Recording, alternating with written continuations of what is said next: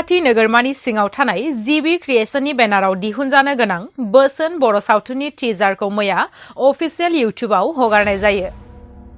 गणेश बर'जों सुजुजानाय बे सावथुनखौ गावनो दिथा होदों बिथां गणेश बर'आ।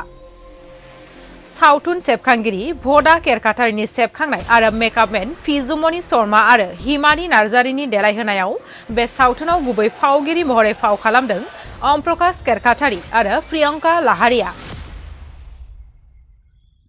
लोगोसे जेसास केरकाटारि, रुबुल बर', माइकेल बर', उत्तम बसुमतारी, टेन्टामालि केरकाटारि आरो गोबां गोजाम गोदान फावगिरिफोराबो बे सावथुनाव फाव खालामदों।